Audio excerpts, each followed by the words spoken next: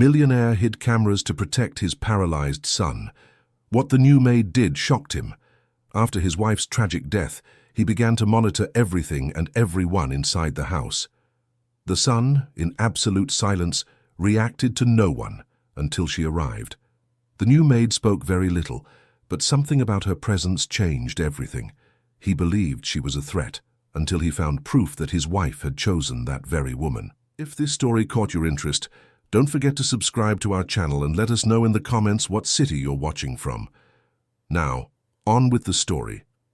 The rain pounded against the windows of the 12th floor apartment. All of New York City seemed to be weeping that September afternoon, but inside the triplex penthouse on the Upper East Side, the silence was deafening. Ryan Miller watched the city through the bulletproof glass, his hands shoved in the pockets of his impeccable suit, his shoulders tense as if carrying the weight of a world that had collapsed on top of him. At 42, the man who had built an empire in the cybersecurity field had discovered in the worst way possible that no system, no matter how sophisticated, could protect what truly mattered. It had been 6 months since Marina was gone. 6 months since the hospital called in the cold early morning hours to say there was nothing more they could do. 6 months since his perfect universe, built with so much effort and dedication, had shattered like glass. And 3 months since Gabriel had come home alive but forever changed. The boy who used to run through the hallways, who filled the house with laughter, who played the piano with nimble fingers, was now just a shadow, confined to a wheelchair and a silence that seemed to have no end. The accident had happened just 2 weeks after Marina's passing. A school trip to the Berkshires, a miscalculated turn, a bus that tumbled down an embankment. Gabriel had survived by a miracle, the doctors said, but his legs no longer responded. The specialists spoke of a spinal cord injury, of intensive physical therapy that would last for years, of remote possibilities of partial recovery. Ryan heard it all as if he were underwater, each word muffled and distant, while his mind was still trying to process that in a matter of weeks he had lost his wife and seen his son transformed into someone unrecognizable. Marina had always been the emotional core of their family. She was the one who softened Ryan's rigidity, who brought color to the gray days, who hugged Gabriel with that intensity only mothers possess. She was the one who insisted that life couldn't be controlled, only lived. Ryan disagreed, had always disagreed. For him, everything was a matter of planning, strategy, risk assessment. And when she left, she took all the lightness in that house with her. Now, the apartment that once overflowed with life had become a technological mausoleum. Ryan, using all his corporate expertise, had turned his own home into the most sophisticated version of a luxury prison. Cameras in every room except the bathrooms, motion sensors that recorded every movement, biometric locks that only responded to registered fingerprints, facial recognition access control at the entrance. Everything was monitored in real time from a command center installed in his office, with cloud backup and detailed reports of every activity. It wasn't paranoia, he told himself every morning. It was protection. It was a guarantee that he would never again lose something precious to carelessness, to chance, to human error. If he couldn't control fate, he would at least control every inch of this space, every person who entered, every object that left, every conversation that took place. Everything would be recorded, documented, under surveillance. Maria, the housekeeper who had been with the family for over 10 years, walked on tiptoe, whispering when she needed to speak. The apartment felt like a private hospital, sterilized of any emotion. The doors that once stood open were now always locked.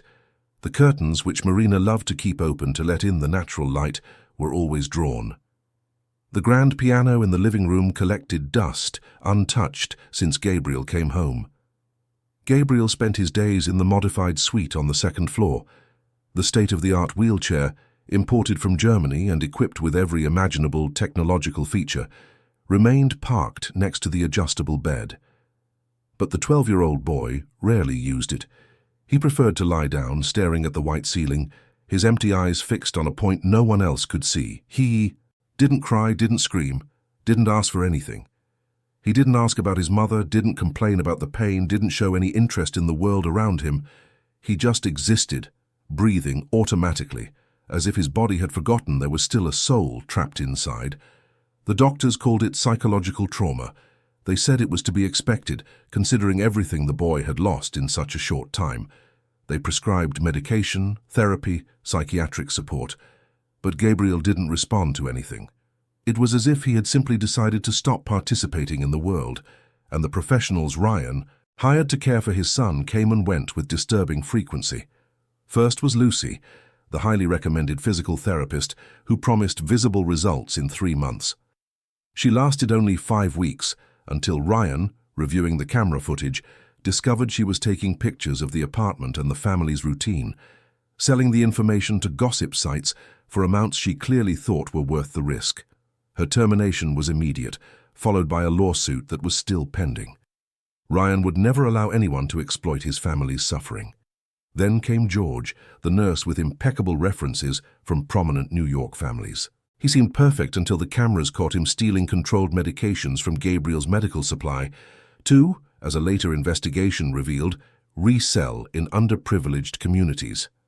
Ryan was unmoved by the social justification. Theft was theft. Marcia, the educational therapist specializing in children with special needs, fabricated non-existent progress in her weekly reports to justify her high fees. She claimed Gabriel was responding to stimuli, showing interest in books, regaining some mobility. It was all a lie. The cameras showed a boy who was motionless, detached, absent. Anthony, the night caregiver, lasted only 10 days before threatening to sue the family for harassment, after Ryan questioned his aggressive methods and the way he spoke to Gabriel, as if the boy were deaf or incapable of understanding. Each firing, each disappointment, each betrayal reinforced Ryan's certainty. People were not trustworthy. They all had ulterior motives, hidden agendas, selfish interests. The world outside was a cruel jungle, and he would not allow another predator to approach what was left of his family. He and Gabriel were all that remained, and Ryan would do anything to protect that fragile island that was all he had left of what he once called home. It was on a Thursday morning, just as Ryan was about to give up on hiring anyone new, that Maria knocked on his office door with an unusual determination. She knew a woman, she said, someone different. She didn't have a fancy resume or references from important families. She wasn't on social media, had no LinkedIn profile, didn't market herself as a personal brand, but she had something more valuable, something Maria couldn't quite name. A presence, perhaps, a way of being in the world that was calming, that brought peace just by existing. Ryan almost refused on the spot. He didn't want any more gambles, more experiments, more disappointments. His faith in humanity was exhausted, but there was something in Maria's voice, in the way she insisted, that was different. The housekeeper had never asked for anything in 10 years of service. She had never offered an opinion on family decisions, but now here she was, firm, almost begging him to give this woman, Helen, a chance. After a long resistance, Ryan gave in. He scheduled the interview for a Tuesday at 2 o'clock sharp. But he made it clear this would be the last time if this one didn't work. Out, he would care for Gabriel himself. No strangers, no betrayals, no risks. Helen arrived 5 minutes early, which Ryan noted on the entrance monitor. She was a simple-looking woman, around 40, with brown hair tied in a low bun that framed her face. She wore dark jeans, a plain light-colored blouse, and comfortable but not sloppy shoes. She didn't wear excessive makeup, carry a designer bag, or have that studied posture of someone in an important interview. Nothing about her stood out, and perhaps that's exactly what was most striking.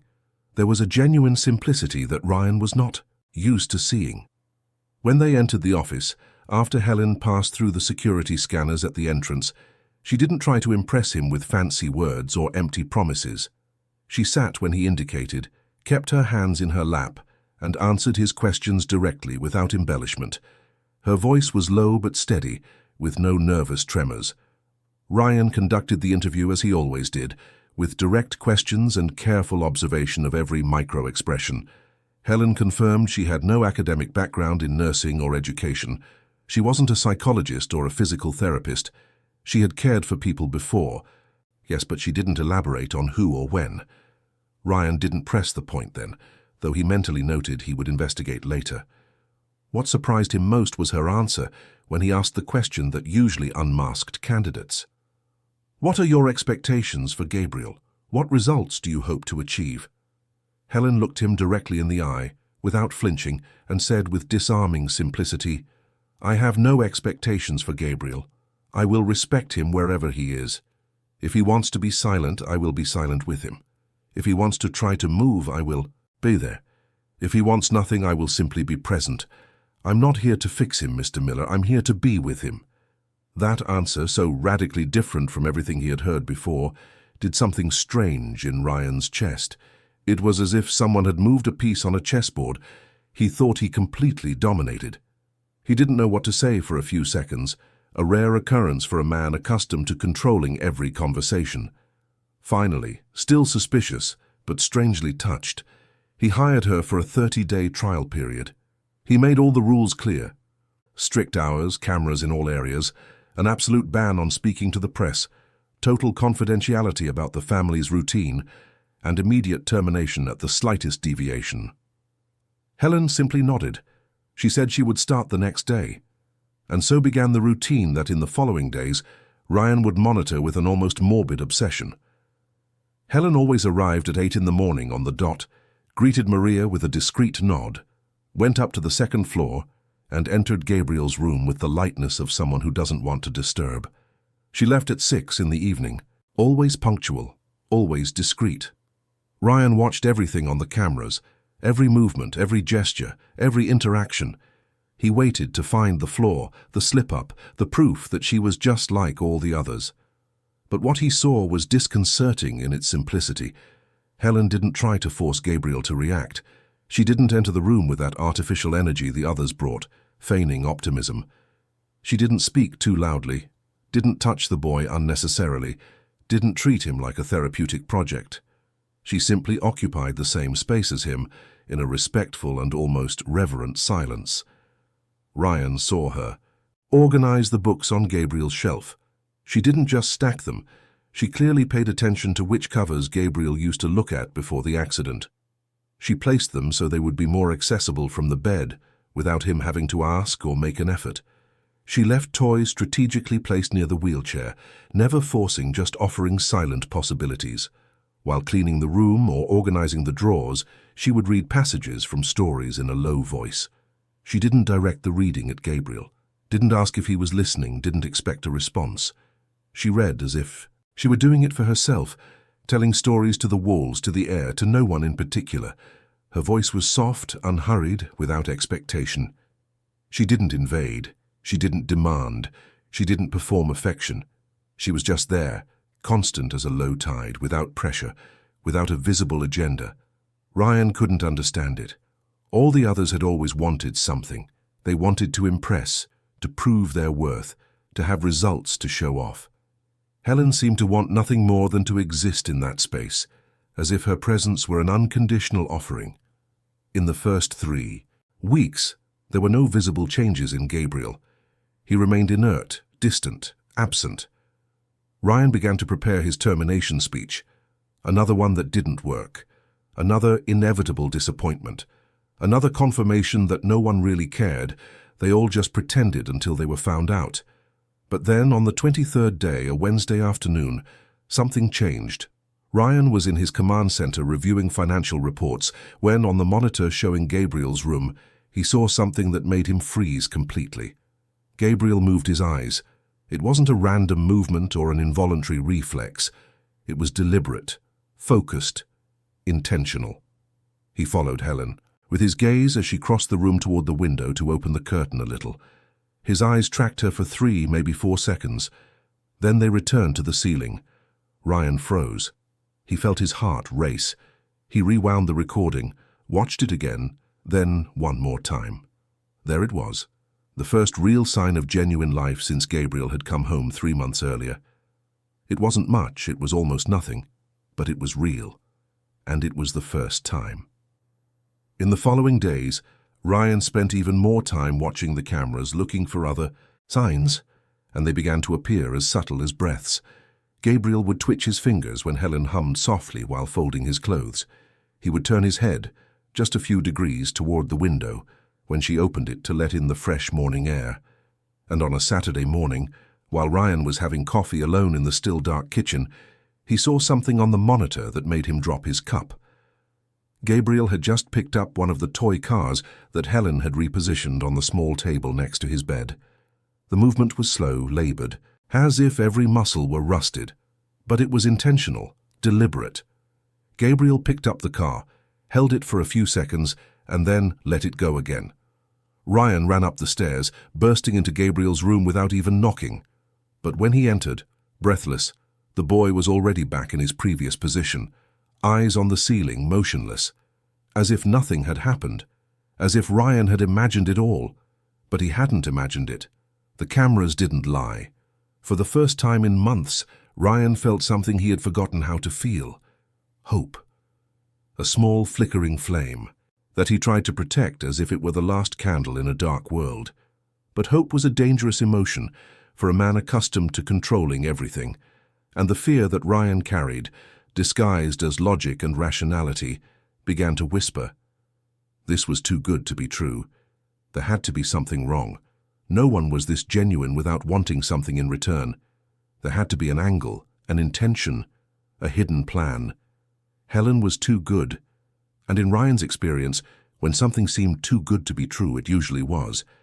It was then that he made a decision that would haunt him for a long time. He would hire a private investigator, someone who would dig into Helen Carter's life until he found what she was hiding. Because, Ryan was sure, she was hiding something. Everyone did.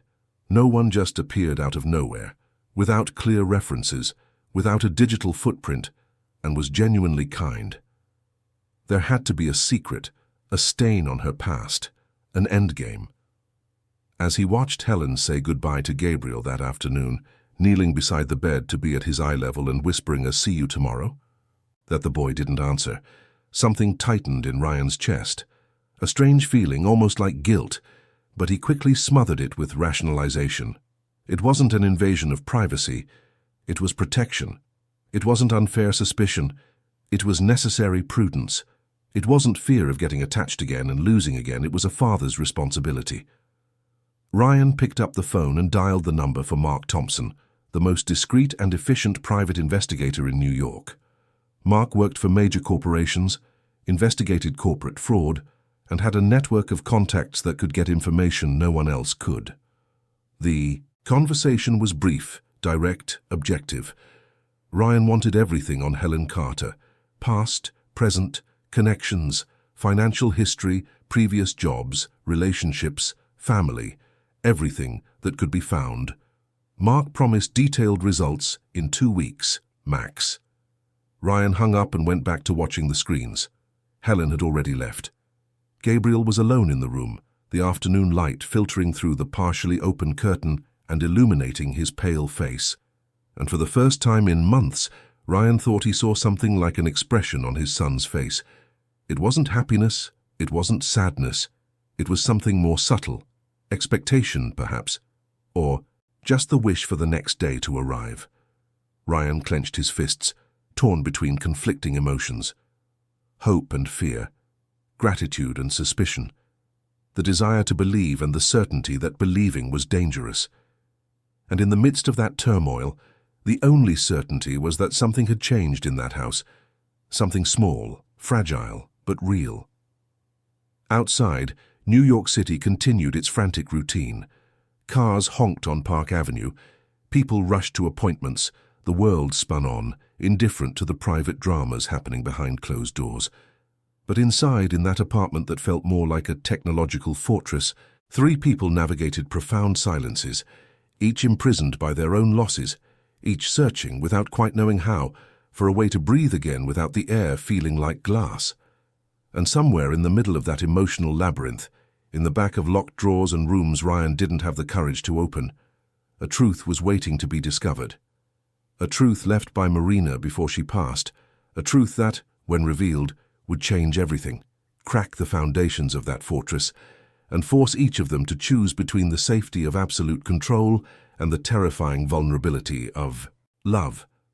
But for now, on that afternoon slowly turning into night, they just existed, suspended between what was and what could be, between the memory of Marina that hovered invisibly over them all like a perfume that refuses to fade, and the uncertain future that awaited them. Gabriel looked at the closed door for the first time in weeks, wishing it would open again. Helen was putting her bag away in the staff locker, saying goodbye to Maria with a tired smile. And Ryan, behind his multiple screens, clenched his fists until his knuckles turned white, torn between trusting this strange woman who seemed to be bringing his son back to life and protecting himself from the inevitable pain that always came whenever he let someone get close. The rain had finally stopped, leaving the streets of New York glistening under the city lights. But inside that apartment, the emotional storm that was approaching was just beginning. And no security system, no matter how sophisticated, would be able to protect them from what was to come. The following weeks brought changes that were almost imperceptible to an outsider, but which Ryan recorded with growing obsession. Gabriel had started to move, more small gestures that seemed insignificant, but when accumulated, suggested something bigger was happening beneath the still surface. One morning, Ryan went down to the kitchen before 7 and found Maria preparing breakfast with an expression he hadn't seen in months, a half smile. She was humming an old song softly as she prepared the fruit for Gabriel's juice. When she noticed Ryan's presence, she stopped immediately, returning to the professional, silent posture that had become the standard in that house. But Ryan saw it, and that small moment of lightness bothered him more than it should have. It was as if Maria were betraying the atmosphere of perpetual mourning that he had unconsciously imposed on everyone. As if she were allowing herself to believe that something good could happen, and that was dangerous. Helen continued to arrive punctually at 8, greeting Maria with that discreet nod that had become a ritual, and going up to Gabriel's room with the same lightness as always. Ryan watched her on the cameras, looking for signs, searching for proof, waiting for the moment she would reveal her true intentions. But what he saw was always the same, a woman who seemed genuinely committed only to being present. Helen didn't rush Gabriel, didn't force conversations, didn't try to coax responses or reactions out of him. She simply inhabited the same space, as if her presence were a silent permission for the boy to exist without demands. One morning, Ryan saw something that made him pause the virtual meeting he was conducting. On the monitor, he watched Helen sit on the floor of Gabriel's room, her back against the wall, and start to draw in a sketchbook. She wasn't drawing for Gabriel, not trying to engage him. She was just drawing for herself, focused, calm. And then it happened. Gabriel turned his head. It wasn't a reflex, it was deliberate. He looked in Helen's direction, watched what she was doing for several long seconds, and then looked back at the ceiling. But that gaze had something different. There was curiosity there, a tiny spark of interest in the outside world. Ryan felt his chest tighten. It was real progress, undeniable, and it terrified him as much as it filled him with hope. In the days that followed, Gabriel began to show more signs of engagement. When Helen read, he would turn his head toward her, even if he said nothing. When she organized his books, he watched, his eyes following her movements. And on a Thursday afternoon, as Helen hummed a soft melody, Gabriel moved his lips. He didn't make a sound, but the intention was there, clear as day. Ryan watched it all with a mixture of emotions he couldn't name: gratitude for seeing his son slowly coming back to life, terror of clinging to this hope and then losing it, suspicion about the invisible methods Helen was using, and a persistent feeling that this was all too good to be true. It was when Mark Thompson contacted him, 2 weeks after Ryan had hired him, that the suspicion gained new strength. Mark requested an in-person meeting, which was never a good sign. When investigators could resolve everything with a report, they did. When they asked for a meeting, it was because there was something delicate to discuss. Ryan scheduled the meeting for a Friday afternoon at a discreet cafe in Soho, far from his office and his home. Mark arrived with a thin folder, his expression professional but with that tension in his shoulders that betrayed complicated news. They sat at a corner table, away from prying ears. Mark opened the folder and began to lay out his findings methodically and objectively, as he always did. Helen Carter, 42 years old, originally from Chicago but living in New York for over 20 years. No criminal record, no debts to the IRS, no lawsuits from former employers. So far, so normal. But there were gaps, significant gaps. From 2010 to 2015, Helen practically didn't exist in the records. No formal employment, no significant bank activity, no registered permanent address. It was as if she had simply vanished from the face of the earth for 5 years. Ryan felt his stomach clench. Gaps were always suspicious. Gaps meant secrets, and secrets meant danger. Mark continued. After 2015, Helen reappeared, working in nursing homes and hospitals, always in informal caregiver roles, never with a formal contract. She had good references, but they were vague. People spoke well of her, but in a generic way, without concrete details. It was as if she was good at being forgettable, at not leaving deep tracks. And then came the most disturbing part. Mark had found an old photo from 2009 in a digital archive of a hospital in Chicago. The photo showed a group of volunteers who worked in the palliative care wing. Helen was there, younger, but recognizable, and next to her, in the same photo, was a man Mark identified, Gerald Simmons, who had worked as a driver at Ryan's house from 2012 to 2014 until he was fired for inappropriate behavior. Ryan froze. That couldn't be a coincidence. Helen knew a former employee who had been fired. This changed everything. Mark explained that there was no evidence of recent contact between Helen and Gerald. No phone records, no messages, no meetings. But the connection existed, and that was enough to raise suspicion. Ryan left that meeting with his head spinning. The suspicion he had been carrying like a weight now had shape, substance. Helen was not who she seemed to be.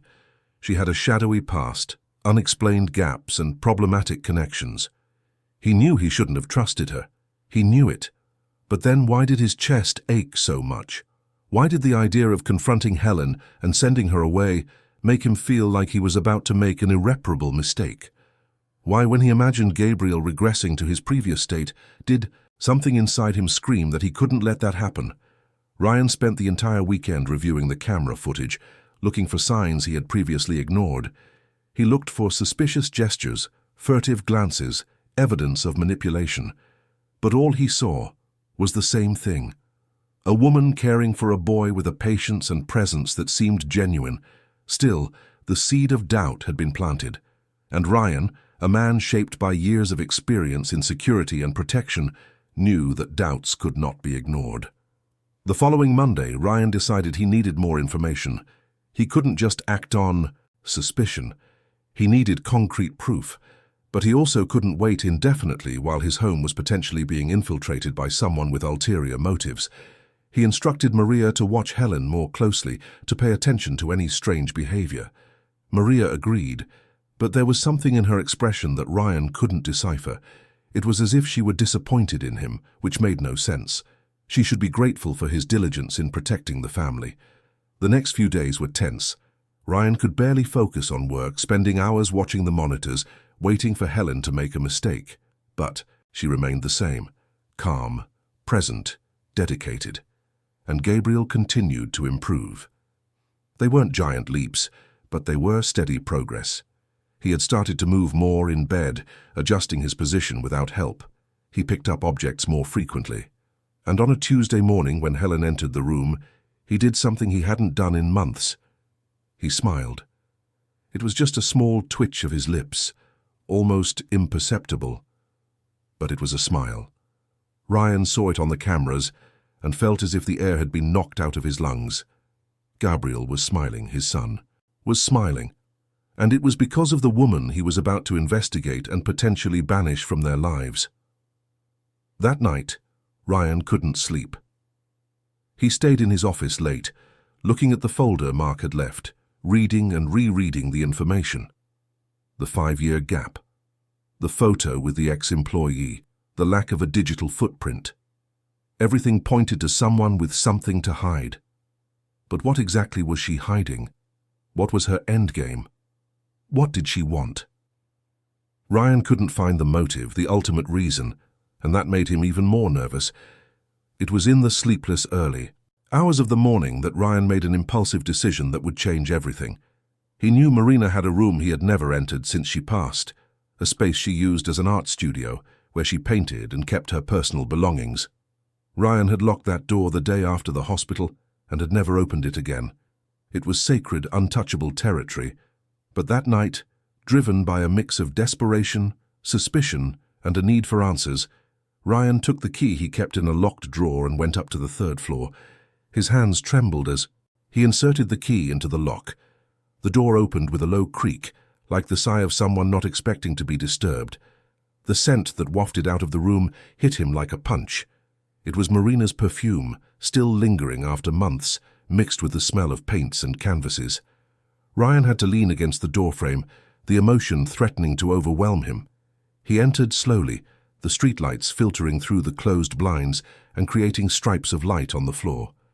The room was exactly as Marina had left it. Unfinished canvases leaned against the walls, brushes were neatly organized. Sketchbooks were stacked on the desk. It was like stepping into a time capsule, a space where she still existed, where her hands had still touched, where her presence still pulsed. Ryan walked in a trance to the desk, seeing scattered papers, sketches for paintings, personal notes in the delicate handwriting he would recognize anywhere. And then he saw something that caught his attention, a small, hand-carved wooden box, like a reliquary. He picked up the box with trembling hands. It wasn't locked. He opened it slowly as one opens something sacred. Inside were a few photographs and a yellowed envelope. Ryan pulled out the photos, his heart racing. The first was of Marina in the hospital. He recognized the place. It was the palliative care wing where she spent her final weeks. But Marina wasn't alone in the photo. Beside her, holding her hand, was a woman. And Ryan recognized this woman immediately. It was Helen. The next photo showed the two of them talking, Marina smiling despite her visible weakness. Another showed Helen adjusting Marina's pillows, the gesture full of care. There were 5 or 6 photos, all capturing moments between the two women. Ryan felt the world spin. Helen had been with Marina. Helen knew his wife.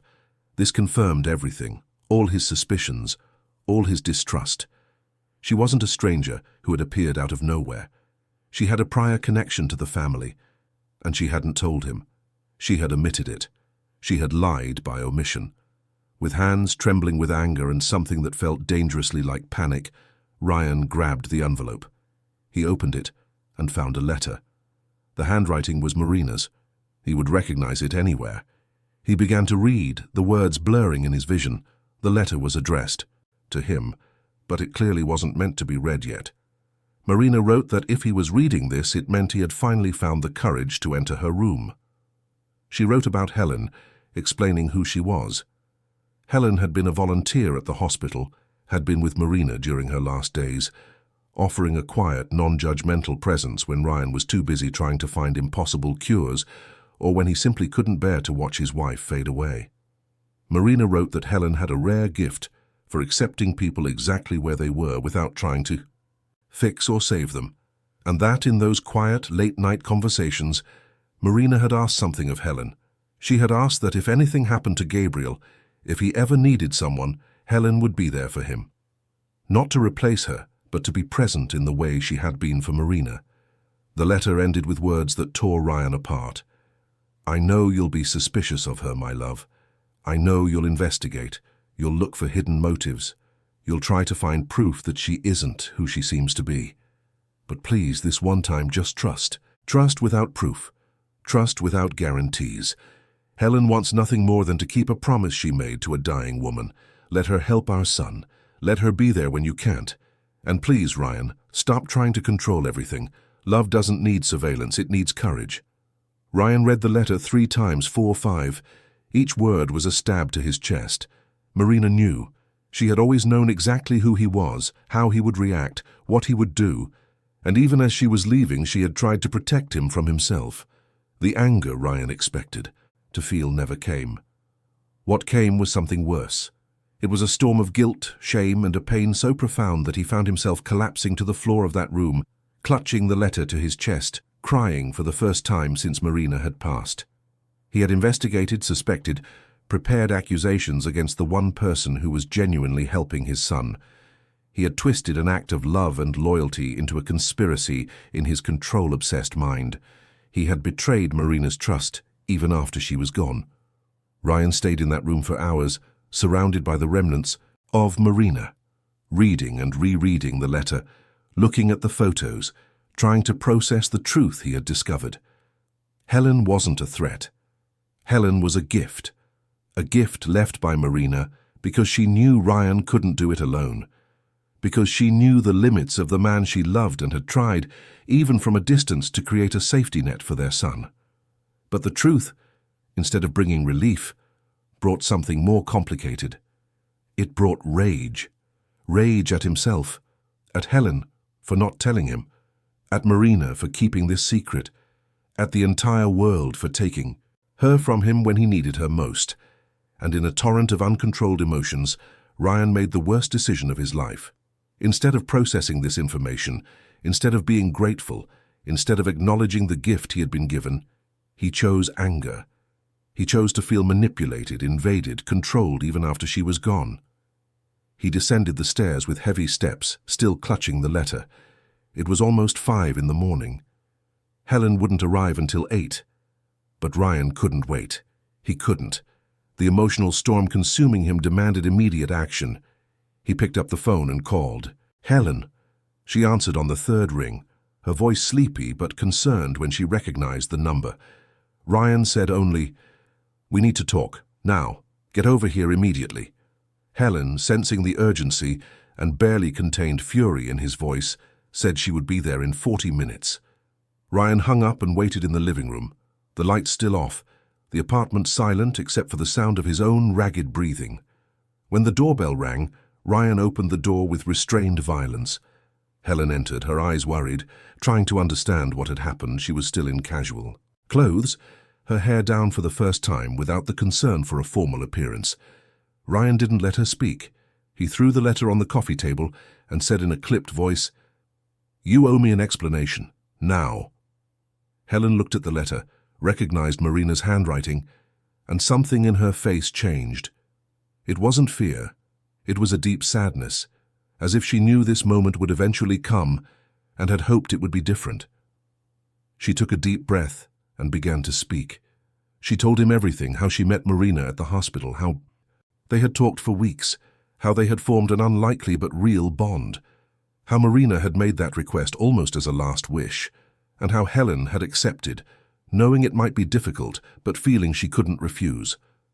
Helen explained why she hadn't told him when she was hired. She said she knew Ryan would never have accepted her if he had known about the connection to Marina, that he would interpret it as manipulation, as an invasion, that he needed to see for himself that she was only there to help, with no agenda, no intentions beyond keeping a promise. Ryan listened with a clenched jaw, his fists tight, the anger still pulsing through his veins. When Helen finished, he said in a cold, controlled voice, "You lied. You entered my home under false pretenses. You manipulated this situation from the beginning. You used my wife's memory to gain my trust." Helen calmly denied it. She said she never lied, she just didn't reveal everything at once. She said her intentions were always genuine, that every moment with Gabriel was real, that nothing was a performance or manipulation. But Ryan couldn't hear it. The pain was too great, the anger too intense, the feeling of betrayal too overwhelming. He said, his voice trembling with contained emotion, "You're fired. I want you out of this house now, and I never want you to come back. Don't ever come near my family again. If you try to make contact, I'll sue you for invasion of privacy and manipulation." Helen didn't argue, didn't plead, didn't try to convince him. She just looked at him with those calm eyes that now seemed infinitely sad, and said only, "Gabriel needs you more than ever now. Please don't abandon him too." And then, without another word, she turned and left, closing the door behind her with a soft click that echoed through the silent apartment like a gunshot. Ryan stood there, alone in the dark living room, holding Marina's letter, now crumpled in his hand. And for the first time since it all began, He wondered if he had just made the most terrible mistake of his life. But pride and pain wouldn't let him turn back. Not yet. Upstairs in the second-floor bedroom, Gabriel woke to the sound of the door closing. He turned his head toward the sound, his eyes wide, and alert for the first time in months. And somewhere deep inside him, where words couldn't yet reach, a single question formed. Where is Helen? The silence that followed Helen's departure was different from all the silences before. It was a silence that screamed, that weighed like lead, that filled every corner of the apartment like a physical, suffocating presence. Ryan stood in the living room for nearly an hour after she left, unable to move, caught between the relief of having made a decision and the growing terror that he had just made an irreparable mistake. When he finally managed to move, he went up to Gabriel's room. The boy was awake, his eyes fixed on the door as if expecting it to open, and for Helen to walk in like she did every morning. Ryan entered, tried to smile, tried to say something comforting, but the words died in his throat when he saw the expression on his son's face. It wasn't absence, it was expectation. Gabriel was waiting for her. Father and son stood there in silence, two castaways each on their own island of pain. Ryan tried to do what Helen did, to sit quietly, to just be present. But he didn't have that gift. His presence was heavy, anxious, filled with unspoken expectations, and Gabriel felt it. The boy closed his eyes and turned his face away, shutting down any possibility of connection. Ryan called Maria. He explained that Helen would no longer be working there and that he himself would take care of Gabriel for the next few days until they found someone new. Maria looked at him with an expression Ryan couldn't decipher. It wasn't surprise, it was something close to deep sadness, almost pity. And when she left the office without saying anything more than a dry "yes, sir," Ryan felt as if he had disappointed not just the housekeeper, but something larger he couldn't name. The following days were a slow-motion collapse. Gabriel, who had started to move more, returned to complete immobility. He stopped picking up objects, stopped turning his head, stopped twitching his fingers. It was as if a switch had been flipped, extinguishing all the small light that had begun to shine. He also stopped eating. Ryan tried to offer the meals Maria carefully prepared, but Gabriel kept his mouth shut, his gaze distant. On the second day, Ryan had to call the family doctor, who came immediately and set up an IV for hydration. The doctor, a grey-haired man named Dr. Evans, looked at Ryan with obvious concern. "Gabriel is in severe regression," he said in a grave voice. "Something happened that made him give up again. If this continues, we'll have to consider hospitalization. He can't go without food for long." Ryan just nodded, unable to explain what he had done, unable to admit that he had destroyed the one thing that was working. On the third day, something happened that broke through Ryan's last defenses. He entered Gabriel's room with another attempt to feed him when he saw the boy doing something extraordinary. With visible effort, Gabriel had dragged himself from the bed to the wheelchair. It might have taken an hour, maybe more, but he had done it. And now he was sitting in the chair, his hands on the controls, trying to move it. Ryan stood frozen in the doorway. Gabriel hadn't seen him enter. The boy was completely focused on making the chair move. His fingers, which barely responded, pressed the buttons with stubborn determination. And then finally the chair began to move. Slowly, Gabriel steered it toward the bedroom door. When he reached it, he stopped. He looked at the closed door for several long seconds. And then, something Ryan never expected happened. Gabriel began to cry. These weren't silent tears. They were deep, guttural, desperate sobs. The cry of someone who had lost something precious and didn't know how to get it back. Ryan rushed to him, knelt in front of the chair, tried to hug his son. But Gabriel pushed him away, or tried to with his weak hands. And for the first time in months, Gabriel spoke. His voice was hoarse, almost unrecognizable, but the words were clear. "Where is she, Dad? Where's Helen? Why isn't she coming anymore?" Ryan felt as if his heart had been ripped from his chest with bare hands. His son, who hadn't spoken in months, who had become a shadow, was speaking. And his first sentence wasn't about pain, wasn't about the legs that didn't move, wasn't about the mother who was gone. It was about Helen, and it was a veiled but clear accusation. Ryan tried to explain, Tried to say that Helen had left, that she wouldn't be back, that he would take care of everything now. But Gabriel just repeated like a broken mantra, "I want Helen, Dad, please, I just want Helen." That night, Ryan couldn't sleep again. He paced back and forth in the dark apartment, through rooms that were once full of life and were now just empty, oppressive spaces. He passed through the living room, where the piano gathered dust, through the silent kitchen where Maria had left food no one would eat. And then he found himself once again before the door on the 3rd floor. Marina's room. He had violated that space once, had found truths that destroyed him. But now he felt there was more there. More truths waiting, more messages Marina had left, knowing he would need them. He opened the door again, the perfume still present, but already beginning to fade. He entered more carefully this time, with more reverence. The canvases, the brushes, the sketchbooks, everything still in its place. But now Ryan was looking for something specific. He was looking for more of Marina's words, more guidance, more explanations. He found them in a desk drawer, notebooks, several of them, all in Marina's delicate handwriting. They were diaries, Ryan realized as he flipped through them. Diaries from the last months of her life, records of thoughts, fears, hopes. Ryan sat on the floor, leaned against the wall, and began to read.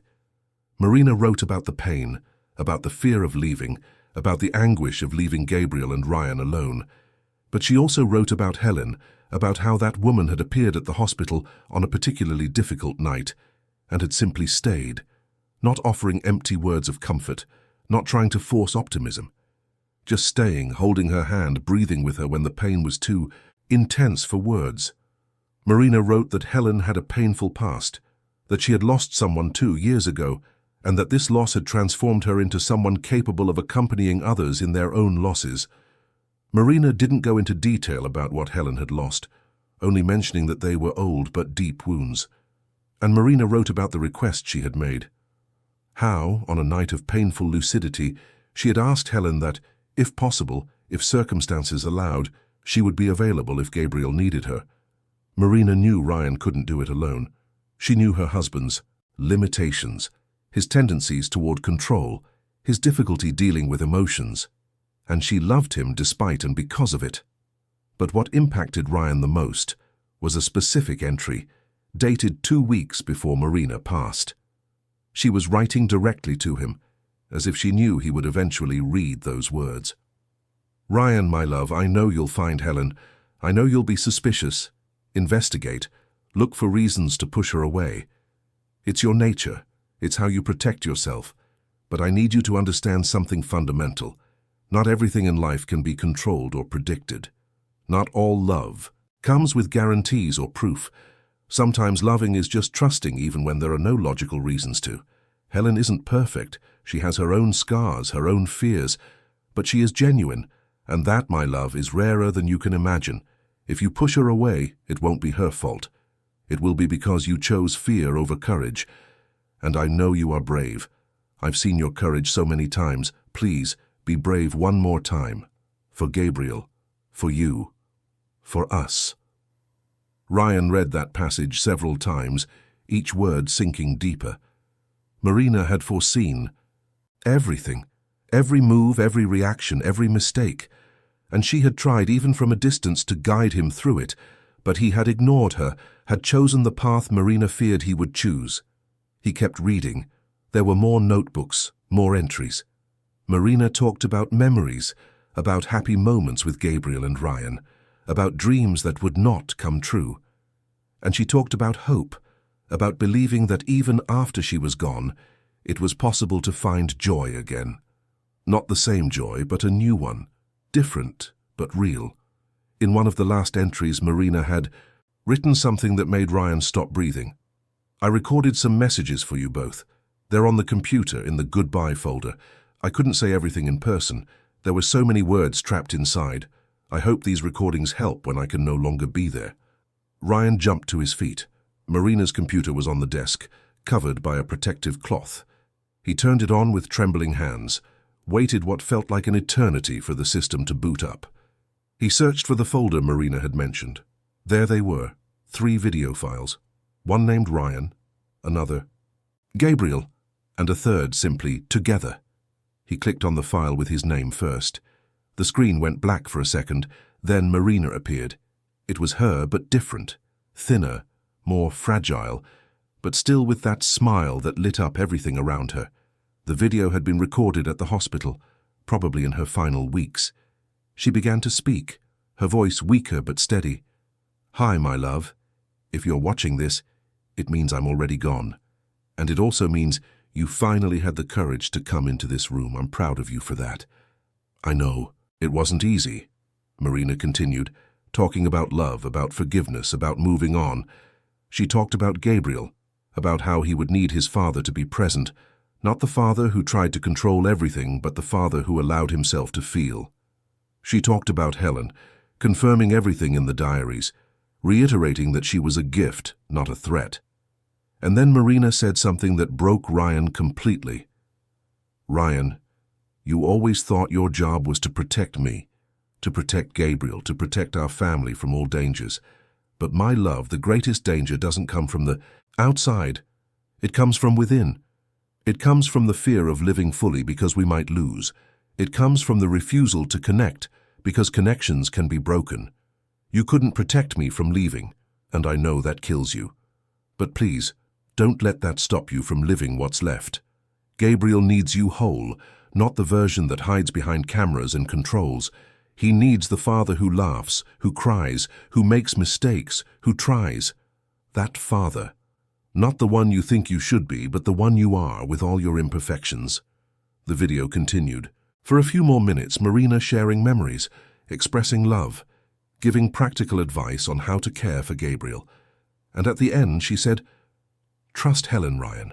She will take good care of our son.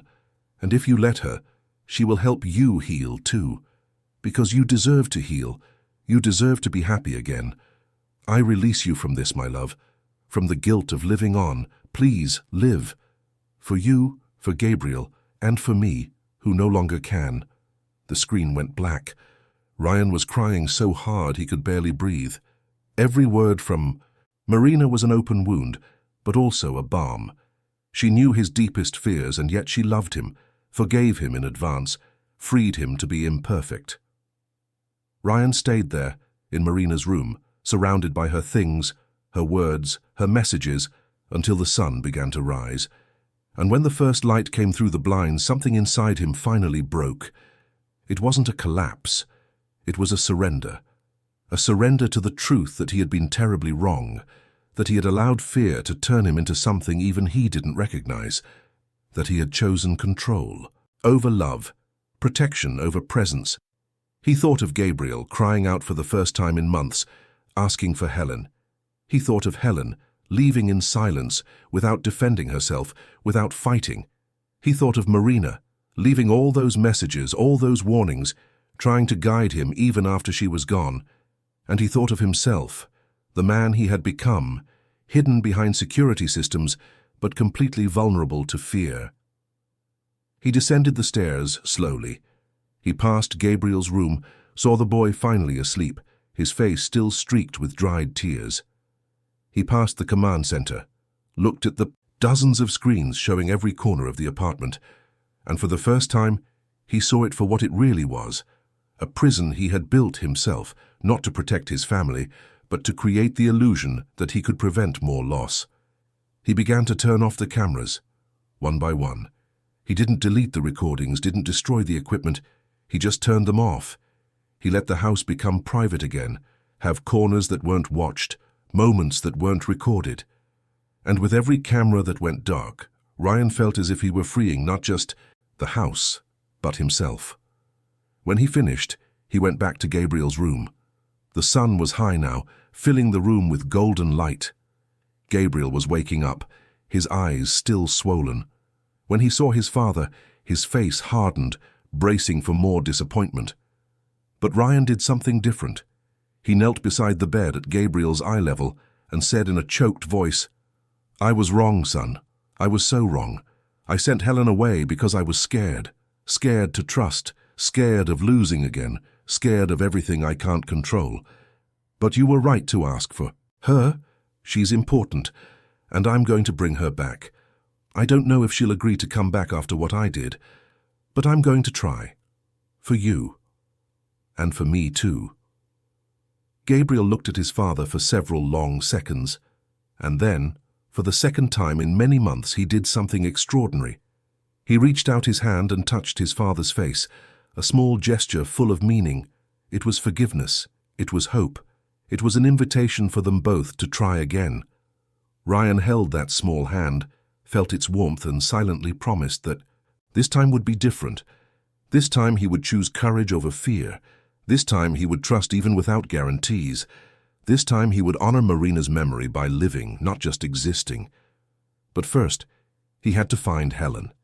He had to ask for forgiveness. He had to beg her to come back, not as an employee, but as part of the family Marina had tried to create for them. And he had no idea if she would accept. Not after what he had done, the accusations he had made, the emotional violence he had inflicted. But he would try. For the first time in months, Ryan Miller would try something without being sure of the outcome. He would try because it was the right thing to do, because his son needed it, because Marina had asked him to, and because deep down, he needed it too. He needed to learn how to live again. He needed to believe that it was possible to build something new on the ruins of what was lost. Outside, New York was waking up to another day. But inside that apartment, something had fundamentally changed. The cameras were off, the doors were unlocked, and a broken man was about to do the bravest thing of his life, admit he was wrong and ask for help. The storm hadn't completely passed, but for the first time there was a sliver of light on the horizon, and Ryan, holding his son's hand, decided to walk toward it, even without knowing exactly what he would find on the other side. Finding Helen wasn't as simple as Ryan had imagined. He had the address from her file, a modest building in Greenwich Village, but when he got there, a neighbor informed him that Helen had left in the middle of the night with a suitcase and hadn't said where she was going. Ryan felt panic tighten in his chest. She had fled. He had hurt her so badly that she had simply left. Ryan returned home, desperate. Gabriel asked with his eyes where she was, and Ryan had to admit he still didn't know. He saw the hope fade from his son's face, and it felt like a punch to the gut. It was Maria who the next day offered a clue. She knew one of Helen's friends, a woman named Christine, who worked at a public hospital in the Bronx. Maria had never told Ryan this before, respecting Helen's privacy, but now, seeing her employer's desperation and Gabriel's suffering, she broke her silence. Ryan went to the hospital immediately. He found Christine at the end of her shift, a middle-aged nurse with tired but kind eyes. When he introduced himself, he saw recognition followed by something like disappointment on her face. "I know who you are," Christine said in a cold voice. "Helen told me what happened. Why are you here?" Ryan didn't try to defend or justify himself. He just told the truth. "I was wrong. I hurt someone who was only trying to help, and I need to find her, not as an employer, but as someone begging for a second chance. My son needs her, and so do I." Christine studied him for several long seconds, as if deciding whether he deserved the information. Finally, she sighed. "She's in Montauk. She went there yesterday, staying at her aunt's house. She needs time to process what happened. Helen is strong, but you wounded her deeply, Mr. Miller. She kept a sacred promise, and you treated her like a criminal." Ryan felt the guilt tighten even more. He asked for the address, promised he would be respectful, that he just wanted to talk. Christine hesitated, but finally wrote the address on a piece of paper. Before handing it to him, she said, "Helen told me about Mrs. Marina, about how special she was. Helen loved your wife, Mr. Miller, not romantically, but with that deep love that forms between people who find each other in the hardest of times. When she agreed to care for Gabriel, it wasn't out of obligation, it was out of love for your wife's memory. I hope you understand." That. Ryan went home, packed a small bag, and explained to Gabriel that he had to travel, but that he would come back with Helen. He saw hope light up in his son's eyes again and prayed he wouldn't disappoint him one more time. The drive to Montauk took a few hours. Ryan drove himself, no driver, no comforts, using the time to think about everything he would say, how he would ask for forgiveness. But he knew that when the time came, Rehearsed words wouldn't work. It would have to come from the heart, raw and true. He arrived. True. In the afternoon, as the sun was beginning to set over the ocean. The house was simple, a white cottage with a wooden porch surrounded by coastal plants.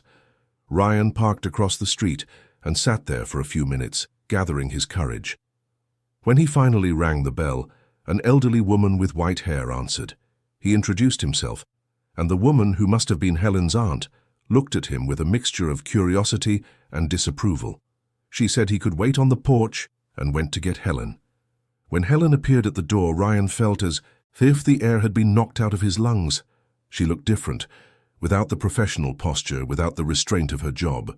She wore simple clothes, her hair loose in the wind, her face free of any mask. And in her eyes, Ryan saw a deep weariness, but also a firmness that he respected. Helen didn't invite him in. She just walked down the porch steps and toward the small beach in front of the house. Ryan followed her in silence. When they reached the sand, she finally spoke. "Why are you here, Ryan?" It was the first time. She had called him by his first name, not Mr. Miller, and that intimacy hurt in a strange way. Ryan took a deep breath, looked at the sea for a second to find strength, and then said everything. He told her about Marina's room, the diaries, the recordings. He told her about turning off the cameras, about Gabriel crying and asking for her, about his own regression to an even darker place. He told her how Marina had foreseen everything, including his mistakes, and he told her how he finally understood that he had confused love with control, protection with imprisonment. "I'm not here to ask you to come back to work for me," Ryan said, his voice thick with emotion. "I'm here to ask for your forgiveness. You kept a sacred promise to my wife, and I treated you like a threat. You brought my son back to life, and I threw you out. You were everything Marina asked you to be, and I was everything she feared I would be. I don't expect you to forgive me. I don't expect you to trust me again. I just needed you to know that I understand now. I understand everything, and I am so sorry, more than words can say." Helen listened in silence, looking at the horizon, the waves gently breaking on the shore. When Ryan finished, she was quiet for so long that he thought she might not answer at all. But then she spoke, her voice low but firm. "Marina made me promise I wouldn't give up on you," Helen said. "She knew you would do exactly what you did. She said you would self-sabotage, that you would push away anyone who tried to help, that you would hide behind logic and control because you didn't know how to deal with pain any other way. And she made me promise that even when you pushed me away, I wouldn't give up completely." Ryan felt tears stream down his face. Helen continued, "But Ryan, I have limits too. I have wounds. I lost someone years ago, someone I loved deeply. And that loss taught me not to stay in situations where I'm not welcome. I would come back for Gabriel in a heartbeat. But I need to know that you understand. This isn't about control or surveillance. It's about trust. It's about letting people in even when it hurts, even when it's scary." Ryan nodded, wiping his tears without shame. "I understand, or I'm learning. I still don't really know how to do it, but I want to learn. I need to learn. Gabriel needs a father who is truly present, not just physically, and I need to stop living in fear of loss so I can start actually living." Helen looked him in the eyes for a long moment, and then something in her expression softened. "Gabriel asked for me?" Ryan nodded. "He spoke for the first time in months, and his first words were your name. He loves you, Helen, in the way children love the people who truly see them." Helen closed her eyes, took a deep breath. When she opened them again, there was decision there. "I'll come back," she said, "but on conditions. The cameras stay off, the doors stay open, and you have to learn to trust, not perfectly, not immediately, but little by little. Can you do that?" Ryan nodded so vigorously he almost lost his balance. "I can. I'll try every single day, I promise." Helen held out her hand. "Then let's try again, not as employer and employee, but as people trying to honor the memory of someone special, as family." Ryan took her hand and squeezed it tightly, as if holding onto a lifeline, and for the first time in a very long time, he felt that maybe, just maybe, he could survive everything he had lost. They drove back to New York together the next day. When the car pulled up in front of the building, Maria was waiting with Gabriel at the window. The boy, upon seeing Helen get out of the car, did something extraordinary. With visible effort, using his arms for support, he partially stood up from his chair. He couldn't stand on his own, but the effort was there, the will was there. And when Helen ran to him and hugged him, Gabriel cried, but they were different tears. They were tears of relief, of joy, of hope restored. The following days were a slow but steady transformation. Ryan kept the cameras off. He left the apartment doors unlocked. He started talking more with Gabriel, not about therapies or exercises, but about simple things. Memories of his mother, stories from his childhood, dreams for the future. And Gabriel responded little by little, his voice still weak but gaining strength. Helen returned to her routine, but it was different now. The tension of being watched was gone. The weight of suspicion was lifted.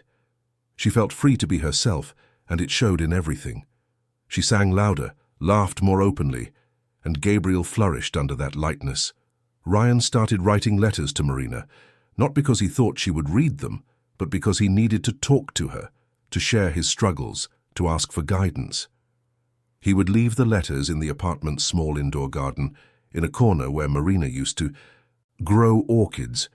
It was an illogical ritual, but it calmed him, connected him to her memory in a healthy way. Gabriel began to make small physical progress. Nothing dramatic, no miracles, but real improvements. He could sit up unsupported for longer. He could move his legs a few inches.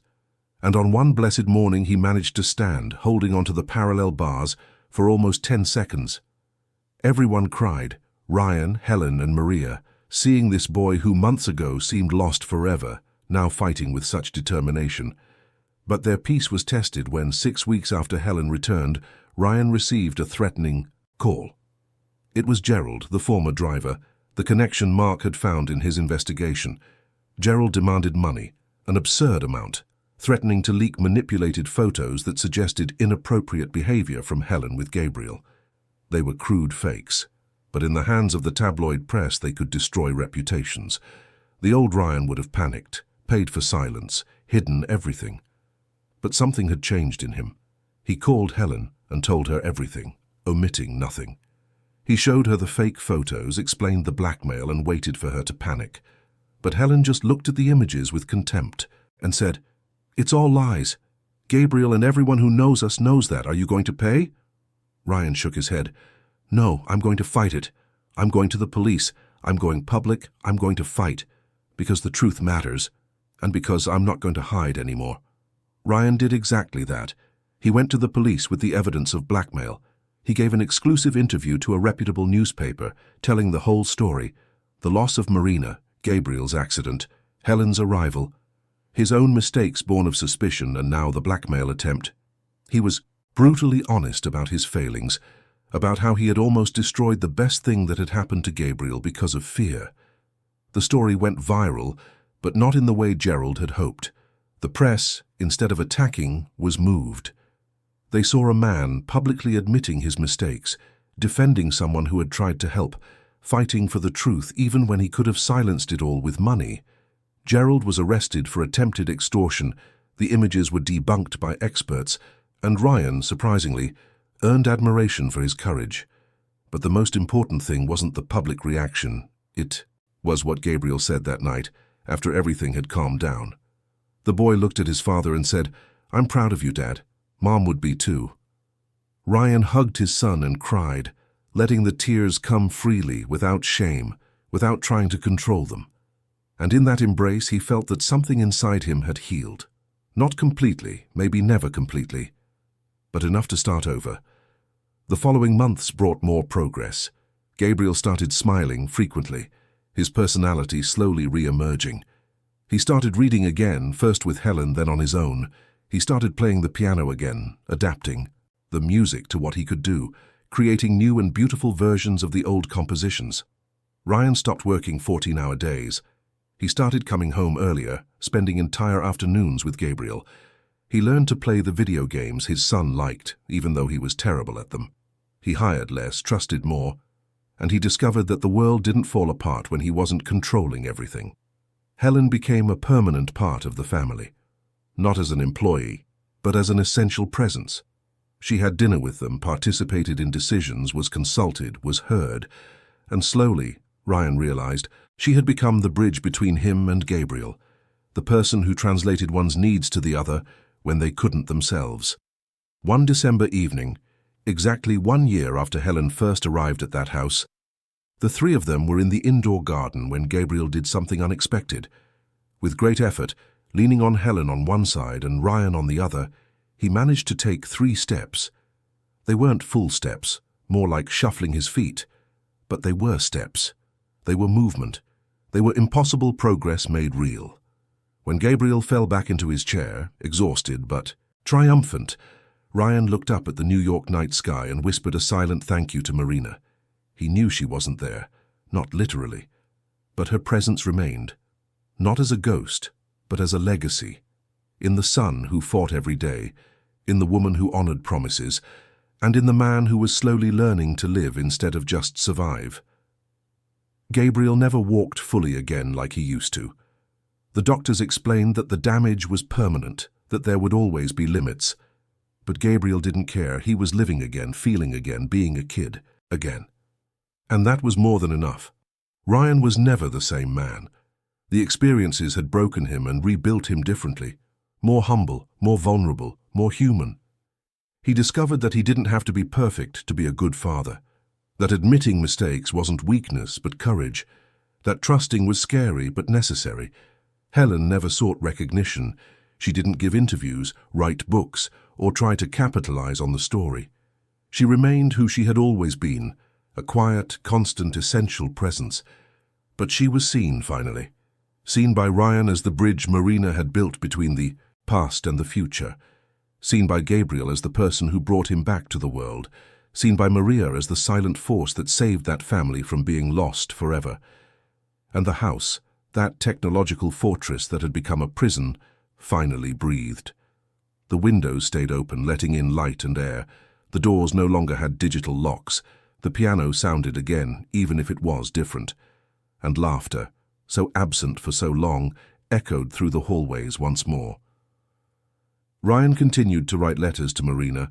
Some were long, others just a few lines. He told her about Gabriel, about the progress, the challenges, the small victories. He told her about Helen, about how she remained true to her promise, and he told her about himself, about how he was trying every day to be the man Marina believed he could be.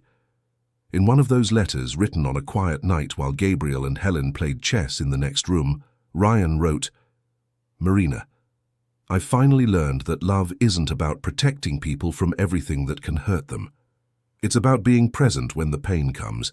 It's about choosing to stay, choosing to try, choosing to believe even when there are no guarantees. Thank you for teaching me that, even when I wasn't ready to learn. Thank you for leaving Helen for us.